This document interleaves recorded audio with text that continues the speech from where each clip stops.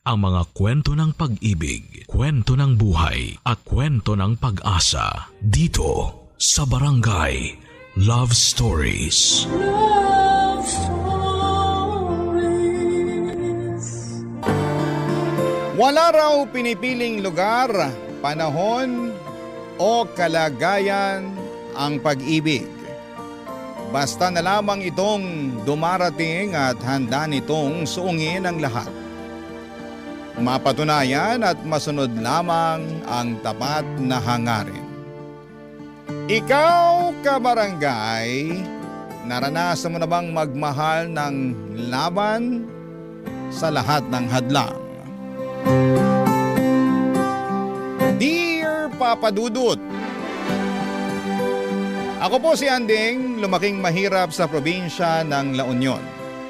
Nagtapos ako ng elementarya at high school pero hindi ko naipagpatuloy ang kolehiyo dahil sa sobrang hirap ng buhay. Malinaw pa sa alaala ko ang mga panahong nag-aaral ako sa elementarya. Kahit may uniforme, halatang halata pa rin ang kahirapan namin. Luma ang suot ko, bigay lang ng naging amo ng mga magulang ko. Hindi rin ito na ipaayos sa mananahi kaya sobrang luwang. Kaya't nahihiya ko sa mga kaklase ko. Madalas pa nila akong pagtawanan dahil mukha raw akong naka-duster imbes na naka-uniforme. Sa mga panahong yon ay kinikimkim ko ang sakit ng loob kung bakit kailangan ganito ang buhay namin. Kahit simpleng lapis at papel ay hirap na hirap pa ring ibigay ng mga magulang ko. Ganon po kami kahirap, Papa Dudut. Siguro dahil na rin marami kaming magkakapatid. Ako ang panganay, wala ring kaalaman sa family planning sina nanay at tatay. Pero believe pa rin ako sa kanila. Kasi kahit salat kami ay pinilit nilang mapagtapos kami sa elementarya at high school. Ang sabi nila ay bahala na raw kami sa kolehiyo kasi alam nilang hindi na talaga kakayanin. Noong nakapagtapos ako ng high school ay agad akong namasukan bilang taga-bantay sa isang tindahan. Maliit lang ang sahod, halos walang naiipon. Pero nagpapasalamat na rin ako dahil may trabaho ako. Hindi ko maiwasang mainggit sa mga dating kaklase kong may kaya kasi nasa Maynila na sila para mag-aral ng kolehiyo. Ang iba naman ay nasa San Fernando City. Madalas kong isipin kung may sapat lang akong pera at talino, sana'y nakapag-aral din po ako. Pero sinampal ako ng realidad. Isa lang akong hampas lupa at nananatiling malaking panaginip para sa akin ang makatungtong sa kolehiyo. Isang araw may nag-alok sa akin na maging kasambahay. Pinsan siya ng amo ko kaya pumayag ang amo ko na iwan ko ang pagtitinda kung tatanggapin ko ang trabaho at saktong 18 years old na ako. Lumawas ako ng Maynila, Papa Dudut. Dala-dala ang pangarap ko na ito na ang panahon ay tutulong sa akin upang mag-iba ang buhay ko. Pagsusumikapan kong maging maayos na kasambahay para hindi ako mapagalitan ng amo ko. Doon ko nakilala ang anak ng bago kong amo na si Kevin, Papa Dudut.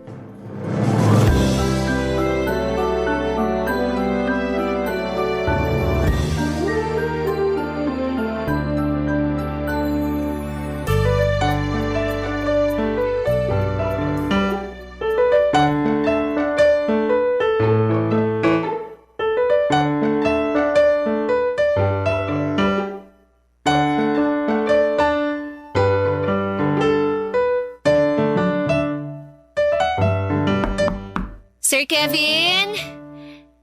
Sir Kevin, kumain na po kayo. Kanina pa po nakahanda yung pagkain nyo. Sir Kevin? Sir, gumising po muna kayo para makakain. Bilin po ng mami nyo na on time daw po kayo pakainin kahit walang pasok. Sir! Sir! Sorry. Medyo masama ang pakiramdam ko eh. Pwede bang dito na lang ako kakain sa room ko? Sige po sir, dadalhin ko na lang po. Ay, sir! Sir, okay lang po ba kayo? Masakit ang ulo ko. Ano nga ulit ang pangalan mo? Andeng po, Sir Kevin. Andeng, pasensya ka na ha. Pwede mo ba akong alalayan pabalik sa kama ko? Medyo nahihilo rin kasi ako eh. Sige po, sir. Ali po kayo. Ay, naku, sir. Sobrang init niyo po. Baka nasobrahan lang ako sa pag-gym. Akala ko kaya ng katawan ko eh. Naku, sir. Kailangan niyo pong uminom ng gamot. Tama, para humupa tong init ng katawan ko. Sir, saan po ang mga gamot niyo para sa lagnat? Meron ako sa drawer. Sige po, kukunin ko na. Naku, alin kaya rito? Nakita mo ba? Ito pong para sa lagnat. Oo. Sandali, sir ha. Baka kailangan niyo munang kumain. Pwede naman yung gamot na yan kahit walang laman ng tiyan ko. Sige po. Heto po. Salamat, Andeng. Naku, sir. Sobrang init niyo po talaga. Tawagan ko na ba ang mami niyo? Kasi binilin ka niya sa akin eh. Ito talagang si Mami. Ginawa na naman akong baby. Huwag mo nang tawagan. Nakainom naman na ako ng gamot. Pero hindi po biro yung init niyo, sir. Meron akong thermometer sa drawer din. Kukunan ko na lang ng temperature ang sarili ko. Sige po. Sandali kukunin ko.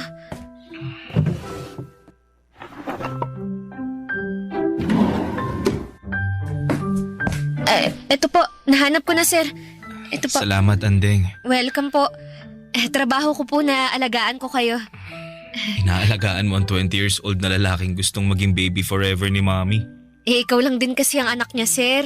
Kaya ganun siguro. Kami, sir. Ang dami namin 7 kami. Talaga? Ang sipag naman. Sinabihan ko na naman sila na awat na Pang-ilan ka? At ilang taon ka na nga? Panganay po ako, sir. Bale, 18 na po ako. Dapat nasa school ka. Tapos na naman po ako ng high school pero walang pera pang college Sir, baka Mataas nga ang temperature ko. Ilan po ba, sir? 38.5 Kaya pala ang init ng katawan ko. Nako, baka kailangan ko kayong punasan ng maligamgam na tubig para mas guminhawa ang pakiramdam nyo. Naku, nakakaya naman. Naku, wag na po kayong mahiya. Tsaka, kasambahay nyo naman ako Bukas sa loob ko na alagaan ko kayo. Ang bait mo naman. Kukuha lang ako ng bimpo tsaka mag-iinit ng tubig. Meron ako sa mga gamit ko. Saka, huwag ka na mag-init. Doon ka na lang sa shower kumuha ng tubig. May heater naman yun. Sige po. Pagkatapos po, kumain na po kayo. Sige. Andeng, salamat talaga. Salamat sa pag-aalaga. Pagaling po kayo, sir Para po pagdating ni Ma'am Connie, magaling na kayo. Tsaka para po makapasok kayo sa Lunes. Oo nga. Buti Sabado ngayon. Sana gumaling agad ako. Di ba naman ako gagaling sa lagay na to may mabait akong kaibigan.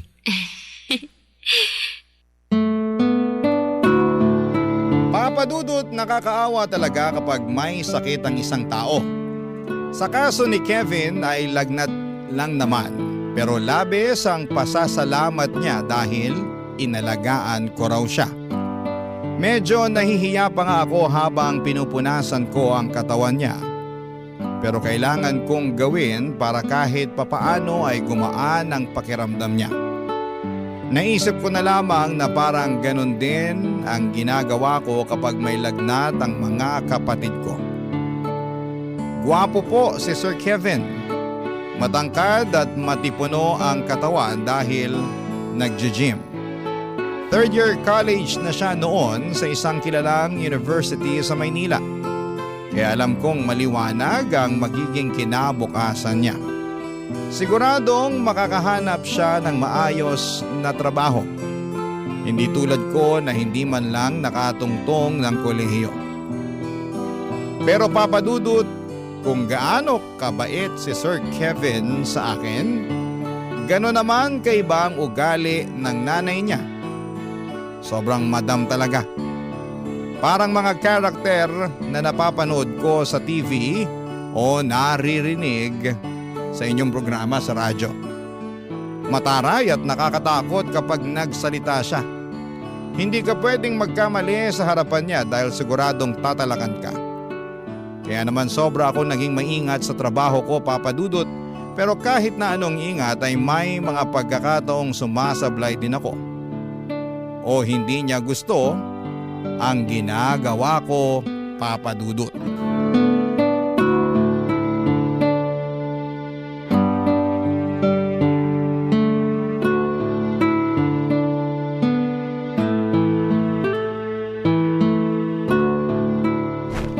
Ano tong nangyari sa kortina? Hindi ganito yon. Ma'am, sinunod ko lang po ang sabi niyo. Mali ang paglagay mo ng drapes. Hindi maayos. Tatanga-tanga. Nasaan na ba si Christina? Nasa palengke po, ma'am. Kapag hindi mo alam kung paano gawin, magtanong ka kay Christina. Opo, ma'am. Sorry po talaga. Aayusin ko na lang po. Hindi ka kasi nakikinig. Tapos sasabihin mong sinunod mo lang ang sinabi ko. Ako pa ngayon ang may kasalanan? Hindi po, ma'am. Wala po kayong kasalanan. Bakit ba kasi isang katulad mong pinadala sa akin? Para ako nagtitrain ng isang aso. Pasensya na po. Nakakairita yung pasensya mo ha. Gawin mo na lang kaya ng tama ang mga pinagagawa ko sa'yo. Pati ang pag-vacuum hindi mo pa rin kabisado. Ano ako? Teacher ng mga chimay? Ide-demonstrate ko isa-isa? Gamitin mo naman ang utak mo. Hindi ba sabi mo nakapagtapos ka ng high school? Opo, ma'am. Daig mo pang elementary. Ang tanga mo. At wag mong sabihin pati itong kape ko hindi mo pa rin maayos. Sinunod ko po yung sabi niyo. Nako, mukhang sablay na naman to. Ano to? Ma'am! Tanga! Tanga-tanga! Hindi ganito ang pagtitimpla ng kape. Wala ka nang ginawang matino, Andeng. Alam mo ba yon? Pasensya na po, ma'am. Pasensya na po. Gusto mo ba akong lasunin? Ma'am, hindi po. Ma, anong ginagawa mo kay Andeng? Itong babaeng to, tatanga-tanga. Hindi niya alam kung anong ginagawa niya. Nakadalawang buwan na siya sa atin. Ma, ano ka ba? Hindi naman pwedeng ganito. Dahil ba hindi niya nagawa ng maayos, tatapunan mo na ng kape? Okay ka lang ba, Andeng? Sige na, pumunta ka na muna sa kwarto mo. Diyos ko, paawa effect. Siya naman ang may kasalanan. Hindi maayos ang trabaho niya. Ma, please. Maging tao ka naman. Hindi tama to. Kevin? Tingnan mo naman ang ginawa mo. Oh. Hindi mo siya tinatrato ng tama. Hindi porket pinapasweldohan natin si Andeng, pwede na natin gawin ang kahit ano sa kanya. Pwede kanyang mapakulong. Huwag niya akong subukan. Please ma, magpakatao ka naman. Kevin, ginagawa ko lang naman kung anong nararapat sa kanya. Ay, hindi niya deserve to, ma. Sige na, Andeng, punta ka na sa kwarto mo. Linisin mo sarili mo, magpahinga ka na.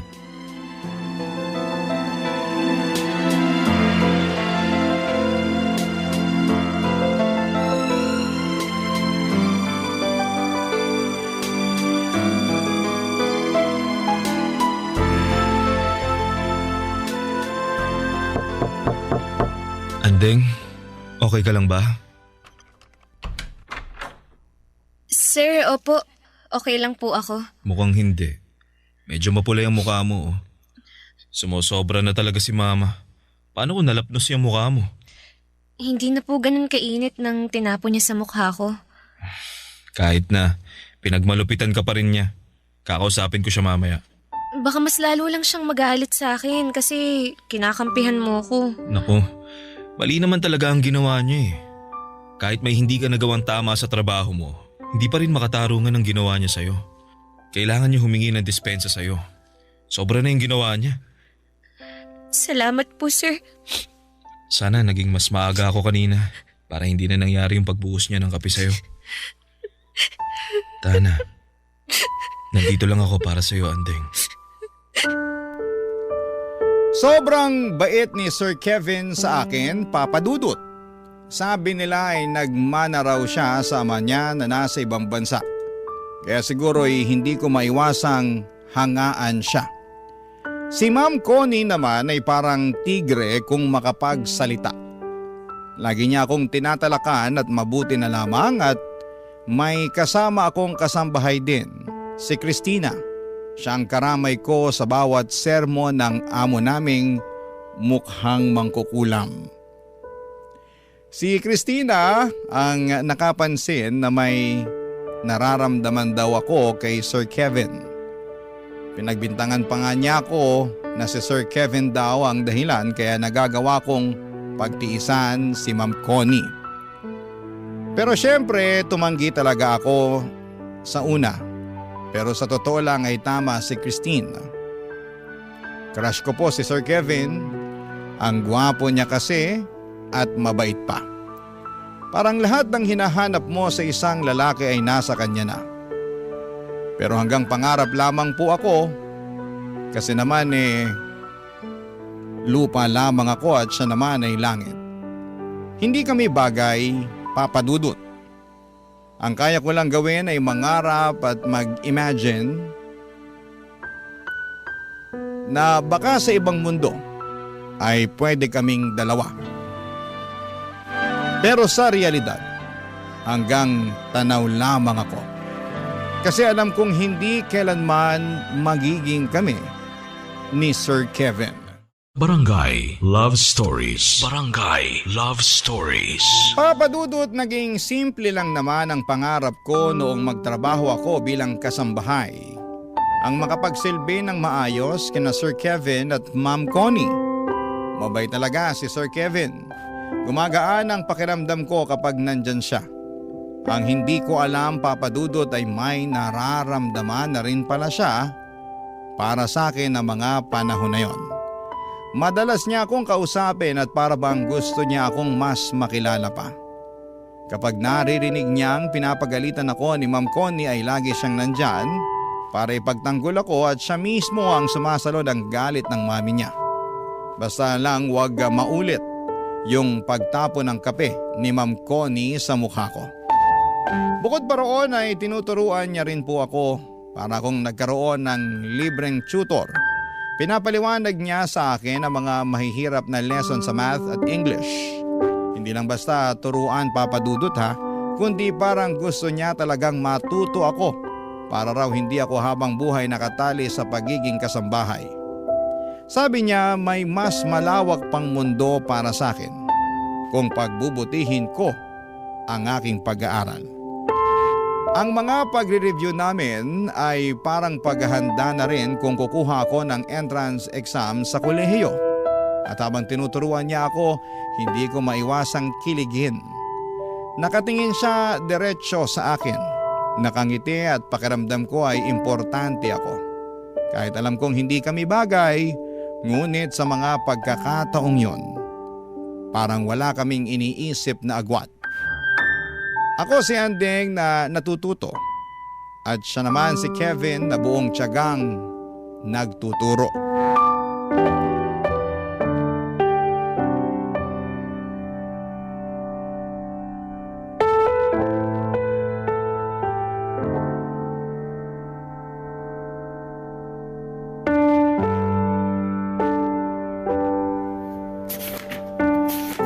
Oh, ayan. Tingnan mong mabuti ang spelling ha. Alam mo, tinuro to sa amin nung high school sa 3rd year. Pero sobrang nakalimutan ko na. Grabe. 19 years old ka pa lang, makakalimutin ka na. Hindi ko maintindihan nun Pero ngayon, naintindihan mo naman. Medyo. Anong medyo? Pag-aralan mong mabuti, lalabas to sa exam. Mag-e-exam ba ako? Kapag kaya mo nang pumasok ng college, di ba? Nag-iipon ka naman. Saka kapag kulang talaga, lapitan mo lang ako. Tutulong ako, promise. Naku, ayokong mangutang. Wala akong pambayad. Yung kabaitan mo at kagandahan mo ang pambayad. Sir, maya na lang po ulit tayo Baka pauwi na rin yung mami mo sa trabaho. Baka pagalitan pa ako kasi ginawa kitang tutor. Ano ka ba? Nagtuturo lang naman ako kapag wala ka ng trabaho at free naman ako. Naku, baka mas lalong magalit yun kasi parati nyo na lang akong pinagtatanggol. Kasi gusto kita. Ano po? Gusto kita, Andeng. Sir naman, nagbibiro kayo Alam mo namang hindi ako nagbibiro. At alam kong nararamdaman mo na may gusto ako sa'yo. Naalala mo nung unang araw mo pa lang, yung nilagnat ako? Nakita ko ang kabaitan mo. Sir, hindi po pwede. Hindi po tayo bagay. Dahil ba anak ako ng amo mo? At kasambahay ka lang? Hindi po talaga tayo bagay. Andeng, sa totoo lang, Ilang araw at gabi ko na rin tong iniisip eh. Pero totoo ang nararamdaman ko sa'yo. Gusto kita. Mahal kita. Sir, marami namang ibang babae dyan. Mga kaklase nyo, schoolmates nyo. Hindi ako pwede. Hindi pwede. Makinig ka. Hindi ko sila gusto. Ikaw ang gusto ko. Pero katulong lang ako. Mahirap lang po ako. Mayaman kayo. May pinag-aralan. 1 taon na lang gagraduate na kayo. Samantalang ako.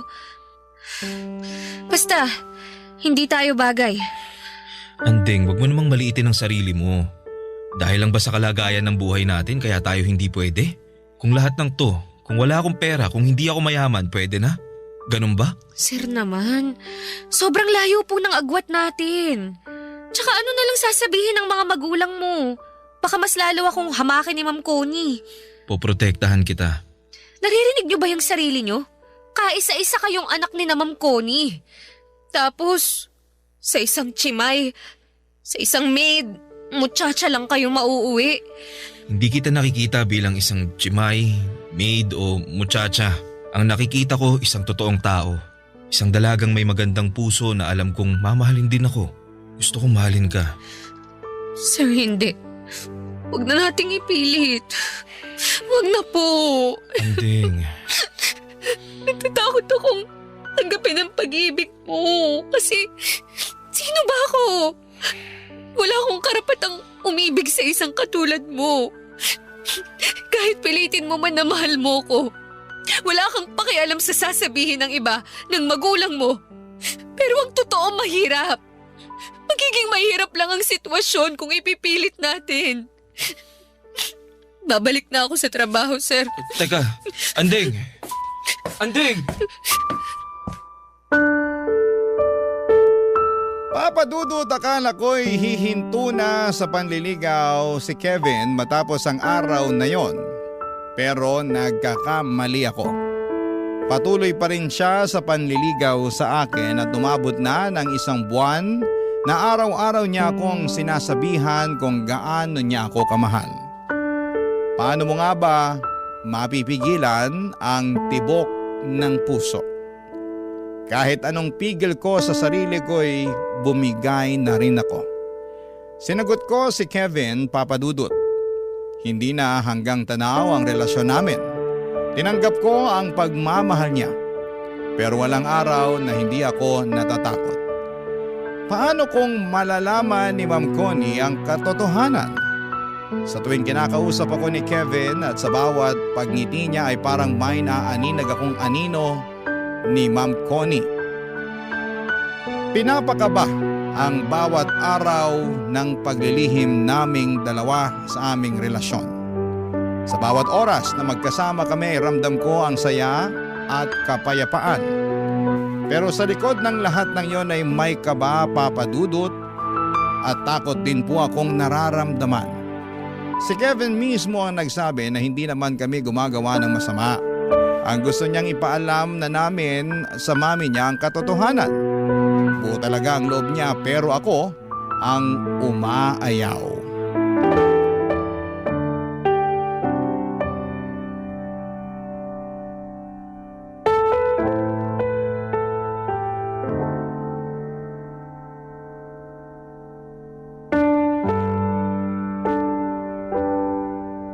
Dalawang buwan na nating nililihim sa kanila.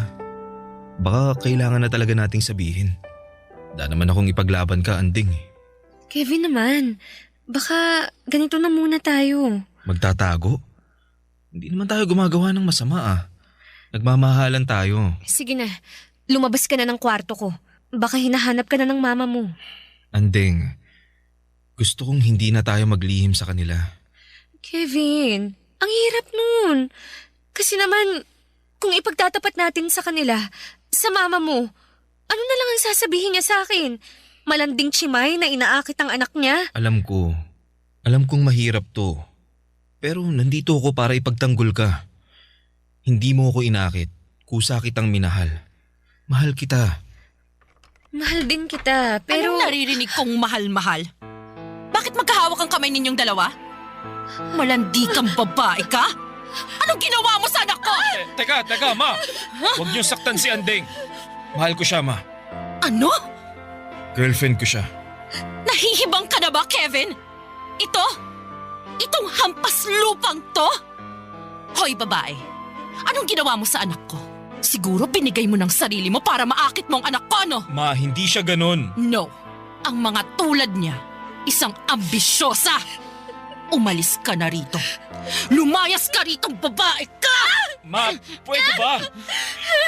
Ang taas ng pangarap mo? Pumili ka naman ng lugar ng pangarap mo.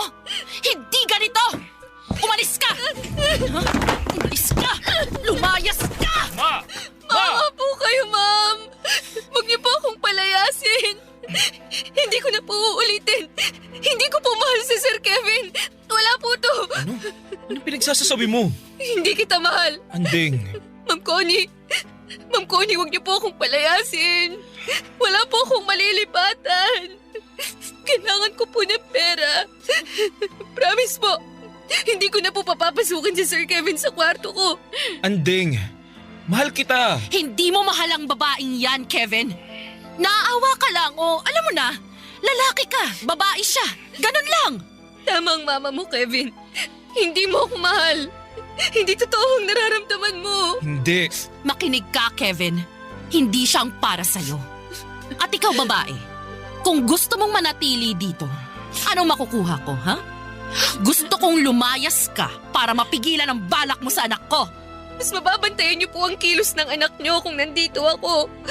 Kasi kung wala ako rito, at dahil sa ambisyon ko na yumaman, pwede pong makipagkita ako sa anak niyo nang hindi niyo alam. Kaya dito lang po ako. Magtatrabaho po ako. Tama bang sinasabi mo? Opo. Kaya maawa po kayo. Huwag niyo akong palayasin. Anding, bakit mo ba ginagawa to? Hindi kita mahal. Okay, nakapagdesisyon na ako. Mananatili ka rito.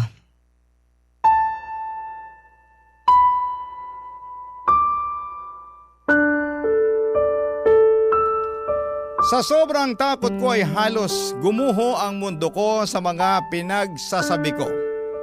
Nagmakaawa ako, Papa Dudut, at humingi ng tawad.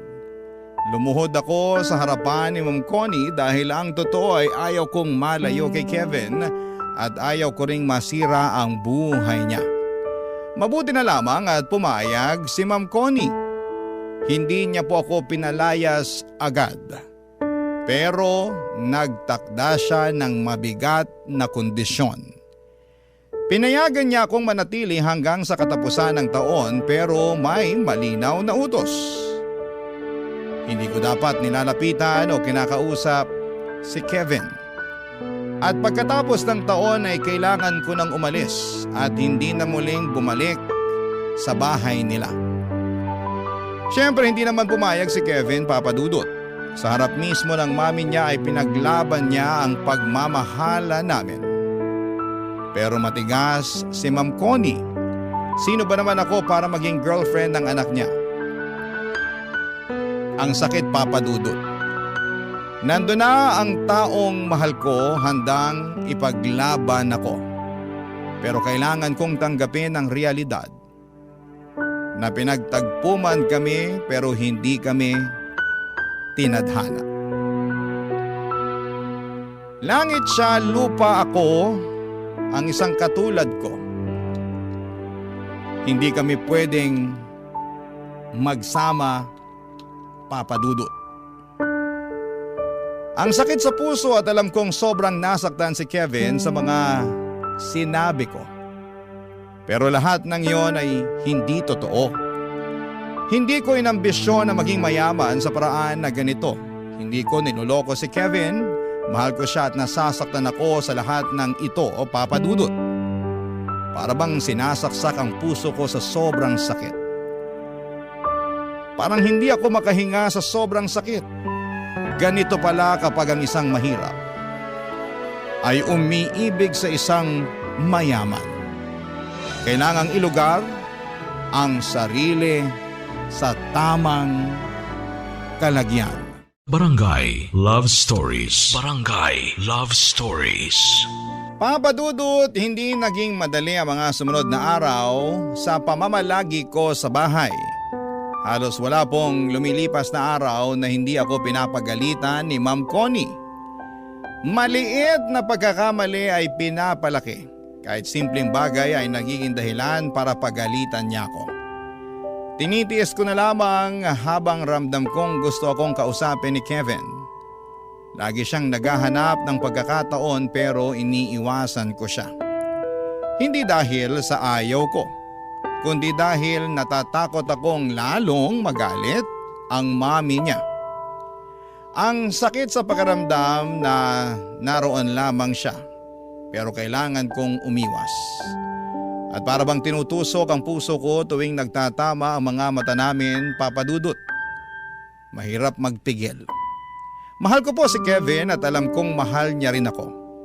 Pero araw-araw ay pinapaalala ng sitwasyon na hindi sapat ang pagmamahal kapag hadlang ang pagkakaiba ng estado sa buhay.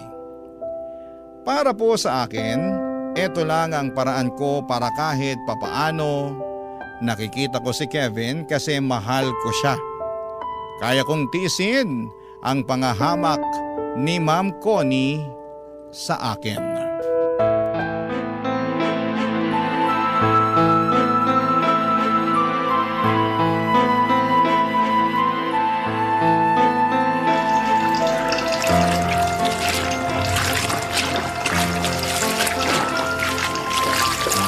Andeng, kinakalaban mo ba ako ng palihim? Po? Hindi po, ma'am. Huwag kang magkunwari. Alam mo naman na maselan ako sa mga kurtina ko, di ba? Bakit may mancha yung sa kwarto namin? Bakit hindi maayos ang pagkakalaba? Ma'am, maayos po ang pagkakalaba ko noon. Hinandwash ko pa nga po kasi alam kong gusto nyo ng ganun eh. Pero hindi mo inayos. Yan ang totoo. Kunwari ka pa. Ma'am, inayos ko po talaga. Tigilan mo nga yung kaiiyak mo. Wala dito ang anak ko. Walang maaawa sa'yo. Walang magtatanggol sa'yo na para bang akong pinapalabas mong kontrabida sa buhay mo. Ma'am, ang gusto ko lang po, maging maayos ang trabaho ko rito. Kaya po, inayos ko po talaga. Kung gusto niyo po, lalaban ko na lang po ulit. Hoy, ikaw, kung ano man ang binabalak mo sa anak ko, tigilan mo. Wala po. Wala po akong binabalak sa kanya. Kaya nga po nandito ako para makita niyong wala akong balak sa anak niyo eh. Hindi ko po siya kinakausap. Umiiwas po ako. Sinungaling. Teka, naisip ko lang. Siguro ikaw rin yung nagnakaw ng pera ko na naiwan ko sa bulsa nung nakarang araw, no? Matapos mong labhan, wala kang sinole. Po? Ma'am, wala po akong perang nakita. Hindi po ako magnanakaw. Talaga lang?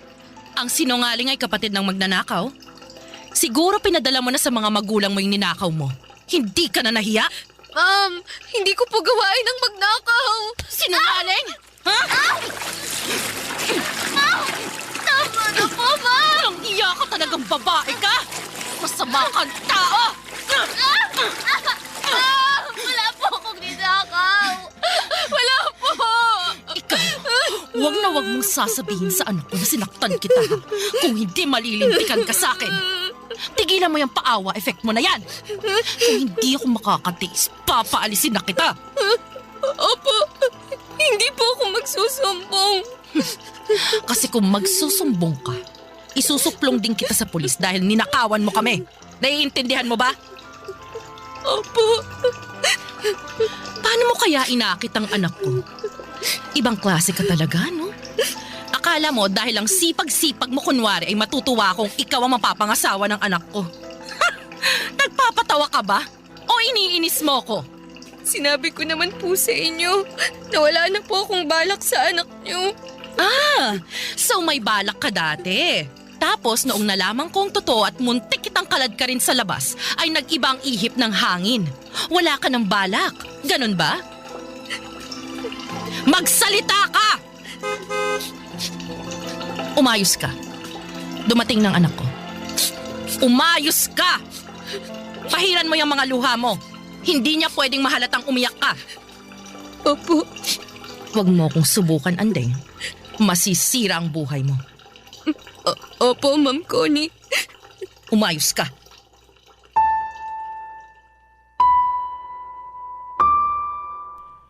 Papa Papadudot, sa tuwing wala si Kevin sa bahay ay doon ako pinapahirapan ni Ma'am Connie. Para bang sinisigurado niyang mararamdaman ko ang galit niya. Pinapagawa niya ang mga trabaho sa akin ng doble-doble. Maglinis ng buong bahay kahit kakatapos ko lang. At may pagkakataon na pinapaulit sa akin ang labahan kahit kakatuyo pa lamang ng sinampay. At madalas din akong pinapahiya ni Ma'am Connie sa harapan ng ibang mga tao, Papadudot. Binabaliktad ang mga pangyayari para palabasing ako ang may kasalanan. Pero tiniis ko ang lahat ng yon. Hindi ko sinasabi kay Kevin kasi ayaw kong magkaroon ng lamat ang relasyon nila ng mami niya. Ayokong maging dahilan ng pagtatalo nilang mag-ina. Mahal ko po si Kevin, Papadudot, at yon ang dahilan kung bakit ako nananatili kahit na hirap na ako. Sa bawat araw na nagdadaan, ang parusa na ibinibigay sa akin ay lalong tumitindi. Pinipikit ko na lamang ang mga mata ko at iniisip na kaunting tiis na lamang at lilipas din ang lahat. Kasi kapag nawala ako sa bahay na yon ay tuluyan na ring mawawala ang pagkakataong kong makita at makasama si Kevin. Pero sa totoo lang, Papadudot, unti-unti nang bumibigat ang dibdib ko. Hirap na ako. At sa mga araw na yon ay hindi ko alam kung hanggang kailan ko kakayanin ang lahat ng ito.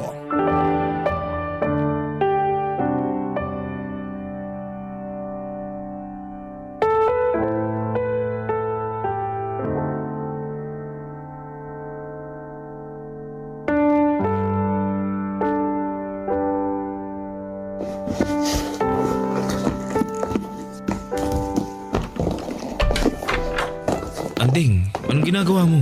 Naalis na ako. Ibig sabihin, iiwan mo na ako? Sana noon ko pa ginawa to eh. Anding, alam kong nagsinungaling ka lang kay mama na hindi mo ako mahal. Dahil ramdam kong gusto mong manatili sa bahay kasi ayaw mong malayo ako sa'yo. Ayaw mong masira din ang buhay ko. Gusto mong makatapos ako ng college. Alam ko yun. Hindi kita mahal. Kaya aalis na ako para matahimik ang lahat. Ang gusto ko lang, magkaroon ng trabaho. May maipadala akong pera sa pamilya ko. Mahal kita, Anding. Huwag mo naman ako saktan ng ganito. Kevin, kailangan ko nang umalis. May nahanap na akong ibang trabaho. Sasama ako sa'yo. Ano? Nahihibang ka ba? Hindi kita mahal. At wala kang mapapala sa akin. Kasi mahirap ka lang. Hindi ka nakapag-aral, ganun ba? Buo na ang loob ko. Buo na ang loob kong umalis na akong mag-isa. Dito ka lang. Ayokong sirain ang buhay mo. Mag-aaral ka. Tapusin mo ang pag-aaral mo. Kaya ba ayaw mong aminin na mahal mo ako dahil natatakot kang masira ang buhay ko? Andeng, kaya ko ang sarili ko. At wag mong iisipin na masisira ang buhay ko dahil sa'yo. Kasi ikaw nga ang inspirasyon ko sa lahat ng ginagawa ko. Huwag mo na akong pahirapan pa. Wag mo rin akong pahirapan. Wag mong pahirapan ang puso ko. Hindi ko kayang iwan mo ko. Hindi ko kayang mawala ka. Mahal kita. Hindi ko ikakahiya na ikaw ang minahal ko, na ikaw ang makakasama ko habang buhay. Kevin naman. Sasama ako sa'yo. Sasama ako, Andeng. Dahil mahal kita. Mahal na mahal kita. Buo na ang loob ni Kevin na iniwan niya ang lahat para samahan ako. Umalis kami ng magkasama, dala ang takot at kaba. Pero higit sa lahat, Papadudot, dala ang pag-ibig na matagal na naming pinaglalaban. Hinahanap kami ng mga magulang niya pero nanindigan si Kevin at pinili niya ako sa hirap man o sa ginhawa.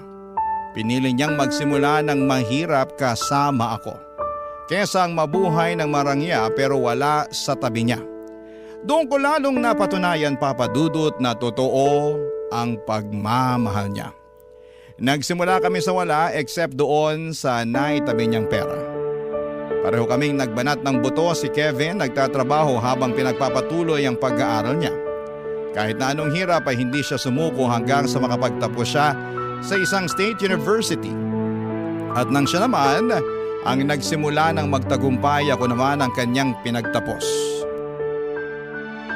Papa Dudut, hindi madali, maraming luha, maraming gabi ng gutom at pagod. Pero lahat ng yon ay nalampasan namin dahil sabay naming hinarap. Unti-unti ay gumanda ang buhay namin. Hindi man marangya pero puno ng kasiyahan at pagmamahalan. Ngayon, Papa Dudut, ay masasabi kong tama ang naging desisyon ko. Ang lumaban para sa puso ko. Kasi lahat ng sakit, lahat ng parusa at hirap na tiniis ko noon ay napalitan ng magandang bagay. At higit sa lahat ay natupad ang pangarap kong dati hanggang panaginip lamang. Na makasama at mahalin si Kevin hanggang sa dulo ng lahat. Parang Cinderella story pero pareho kaming nagsumika para umangat. Ang prinsipe ay buwaba sa kanyang palasyo para sa akin at mamuhay na normal para lamang ipaglaban ang puso niya. Sobrang mahal ko po si Kevin, Papa Dudut. Hindi man ako tanggap ni Ma'am Connie ay wala na siyang magawa kasi ako na ang pinakasalan ni Kevin. Ang mahalaga, I am made to be with my Prince Charming. Ang mahal ko, si Kevin. Kasama ang aming 3 anak. Maraming salamat po sa inyo, Papa Dudut, at sana'y forever po itong programa ninyo. Ang inyong forever kapuso at kabarangay, Andeng. Nakakaantig naman talaga ang ating kwento. Ikaw ba, kabarangay? Nakarelate ka ba sa story natin ngayon? Kwentuhan naman tayo dito sa comment section.